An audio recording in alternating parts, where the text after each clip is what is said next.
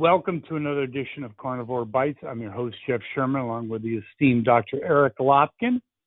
And, elections have consequences, Dr. Lopkin, and we're just starting to see the consequences. There's a whole push, and it's only been 3 months, indoctrination, reprogramming about minority rights, the plot of the African Americans. List goes on, but it's more than just a passive educational initiative. It's a reprogramming initiative, and I'd like your thoughts on that. Yeah, it's been going on for quite a while. It's just really taking off now, especially since the radical left really seems to be in charge of the Democratic Party now, and it's something that unfortunately they're not looking at with balance. It's fantastic for students to learn about African American history and Asian American history. I mean, I remember, when I learned history, back when dinosaurs walked the earth, when you learned about World War II, they never talked about the Japanese internment camps. That was an aspect of history we didn't learn. So balancing out history, there's a good thing, but the problem is they're going overboard now, and they're teaching, they're going to teach sensitivity, which, there's nothing wrong with that per se, but they're doing it at the expense of reading, writing, and math. Oh, no, that's going out the window. 100% correct. And the other thing is, I think part of a real education is weighing pros and cons, no pun intended, black and white. You get that. Yeah. Now it's everything, Africa would be launching the space shuttle if it wasn't for, the white man's influence. It's lost all sense of reality and perspective. Yeah, I mean, it's become less about teaching history as history really was and more about an agenda. And that agenda is going to fall short. I mean, I was blown away by, I think it was the University of Oregon. One of their administrators made a statement that math is racist because you have to show your work and get a right answer. And I'm like, this statement just blew me away. And the only thing I can respond to this is, get into an airplane. Your landing is calculated based on math.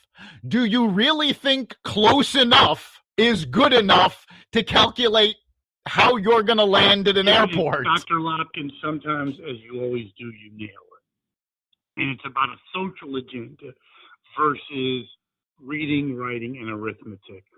They've all taken the SATs. They're gone. Do you know that, Dr. Lopkin? I didn't realize they were gone. I know my son is actually still has to take them. So I'm surprised to hear you say everyone that. Takes them, but you could go to UConn. I don't think they even require an SAT. So the bottom line is everything has to be about a social agenda. And we used to do a business show. How does this relate to the global competition for intelligence? If you have a country like China, and possibly Europe, that is teaching, reading, writing, and arithmetic, how are you going to survive if you're teaching about, I don't know, racial injustice, which is fine for a segment of, but not your entire agenda.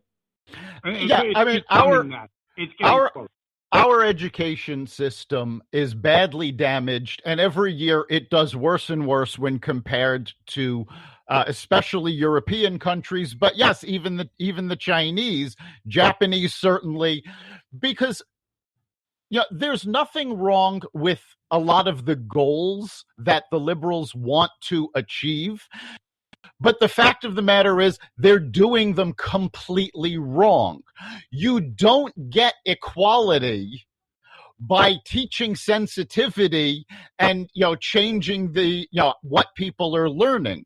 You get equality by making sure African American students, Caucasian students, Asian American students, Hispanic American students all have access to a high quality education.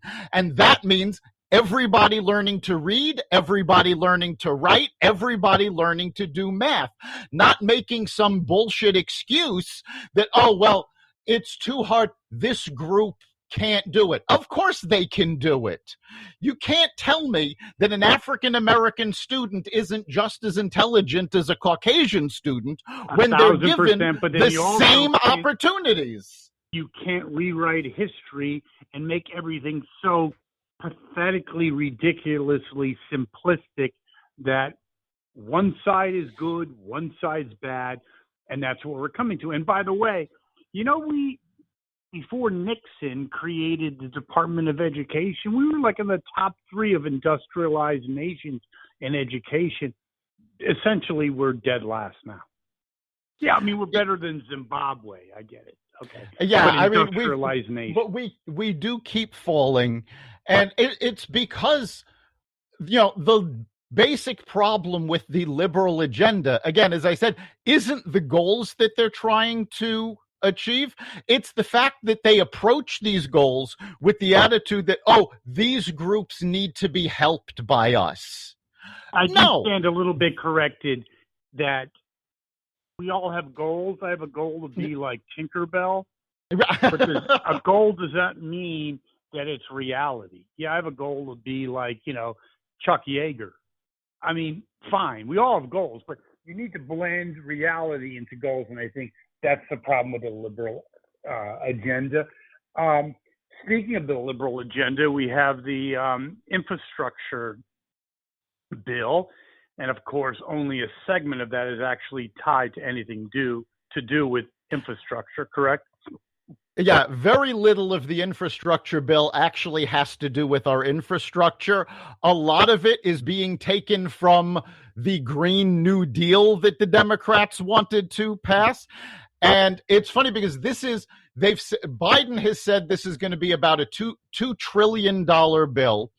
A couple of Democrats have said, well, it's $2 to $3 trillion. The Republicans are going, you're spending far too much. We have to, scale this back. Alexandria Ocasio-Cortez came out today and said, we're not spending nearly enough. This should be at least $10 trillion. Well, I'm sorry to say, I've been around the block, and I think we're almost at a failed state situation. I know that sounds dramatic, but when you're talking 10 trillion and even, in some of the news outlets, Biden, part of it is transforming America into a green economy.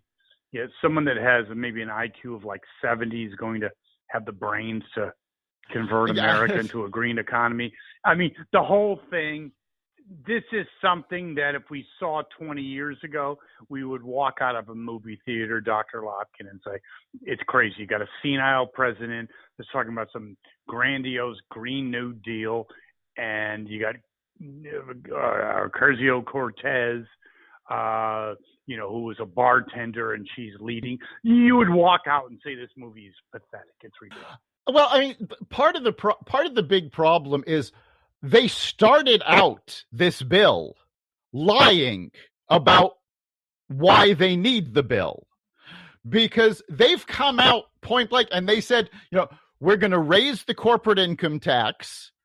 So they're going to do away with the cut that happened under Trump to encourage businesses to keep jobs here.